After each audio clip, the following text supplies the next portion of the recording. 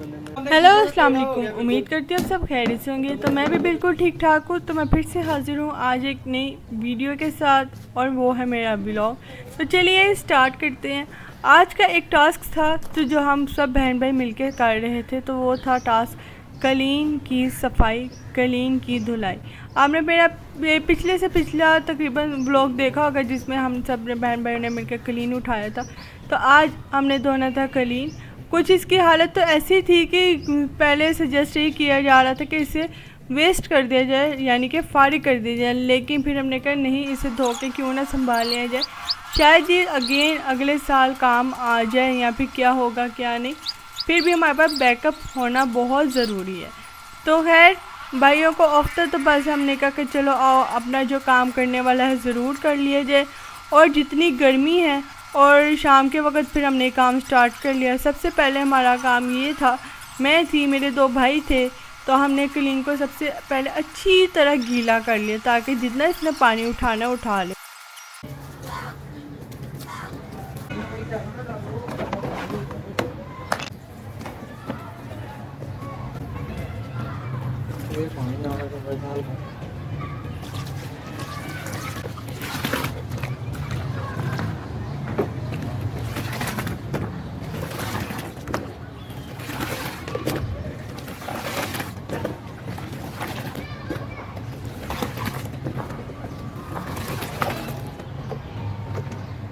जैसे ही कलीन अच्छी तरह गीला हो चुका था तो मैंने एक तरफ सर्फ रेडी कर लिया और दूसरी तरफ ये काम चल रहा था कि नाली को हम किसी और तरफ लगा रहे थे। जैसे कि अगर टैंकी के पास जहाँ पे हमने पहले नाली लगाई थी वहाँ पे पानी बहुत ही आहिस्ता आ रहा था।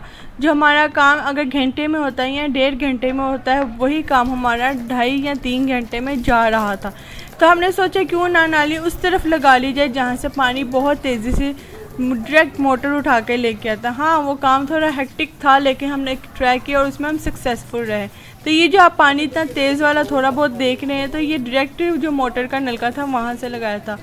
आपको पता है कि आप अगर कोई काम कर रहे हो और वो काम हर कोई कर सकता है, लेकिन अगर उसमें होशियारी चालाकी और उसमें तेज़ी से की जाए, जैसे कि अगर आप उसमें शॉर्टकट्स की जाए, लेकिन शॉर्टकट्स भी ऐसे होने चाहिए जो सेफ़ एंड सिक्योर हो और पूरी नीयत के साथ काम करने वाला है। ये इस तरह के शॉर्टकट्स नहीं होते कि आपका वो काम सही होने की बजाय ख़राब हो रहा हो और आपको उल्टा नुकसान हो रहा हो।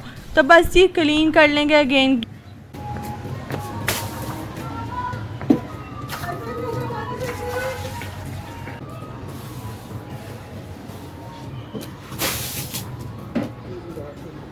तो जैसे पानी का इंतज़ाम हो गया दूसरी तरफ से, तो फिर हमने जी क्लीन के ऊपर सारा सर्फ अच्छी तरह फैला लिया।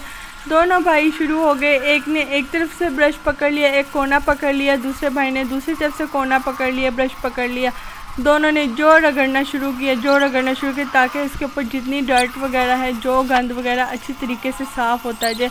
और तकरीबन आधे घंटे में अल्हम्दुलिल्लाह हमारा सारा काम हो गया था। तो मैं साथ साथ इनको थोड़ा बहुत सर्फ भी फेंक के दे रही थी, साथ साथ पानी भी फेंक के दे रही थी और मैं ऊपर के काम कर रही थी, लाइक पानी पिला दो या ये पकड़ा दो वो पकड़ा दो।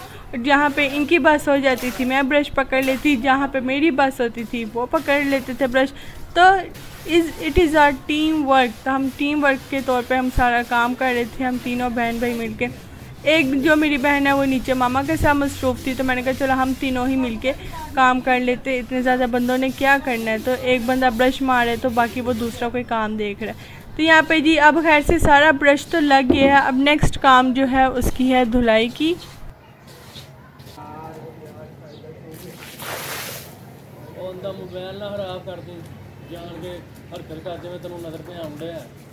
यहाँ पे अगेन जी हमारा यही इरादा था कि जो नाली लगी है ना उसी को क्लीन पे रख दे, तो वाइपर लगाते जाए और सारा सर्फ निकालते जाए।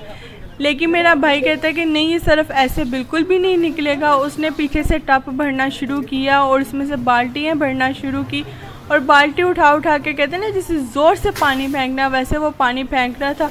जहाँ से वो पानी फेंक रहा था आगे से हम वाइपर लगा रहे थे और सर्फ बहुत अच्छी तरह निकलना शुरू हो गया था।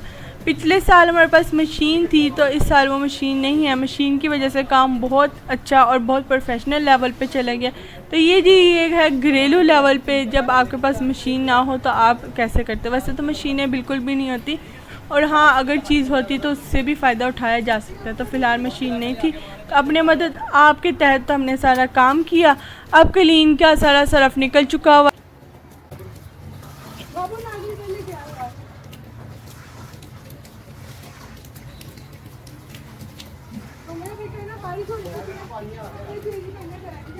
तो बस अपनी तसल्ली के लिए ये था कि जो क्लीन का आधा हिस्सा उठा के देखा जाए कि नीचे क्या है, मिट्टी है या इसका क्लीन का खुद का केमिकल है या इसे मज़ीद धोने की ज़रूरत है। जब उठा के देखा तो नीचे सिर्फ केमिकल था और कुछ भी नहीं था, और जितना मर्ज़ी भी पानी मार रहे थे सरफ भी नहीं निकल रहा था। और क्लीन बहुत अच्छा और बहुत ज़बरदस्त तकरीबन 1 घंटे में साफ़ हो चुका था। अब ये छोटा टुकड़ा रह गया था। उन्होंने कहा कि बाजी अब आपकी ज़िम्मेदारी आपने करना।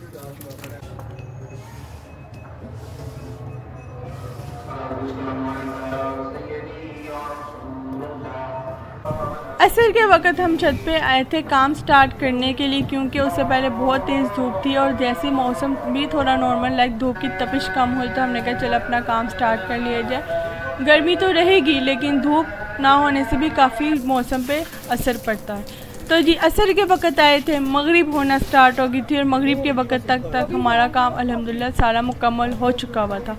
क्लीन हमारा धुल गया, लेकिन ये अब जो आगे का काम है ना, जहाँ पे सारी मिट्टी जम रही है, जहाँ पे क्लीन का केमिकल जम रहा है, उसको भी साफ़ करना बहुत ज़रूरी था। नहीं तो चीज़ जम जाती है और लेयर्स की लेयर्स बन जाती है।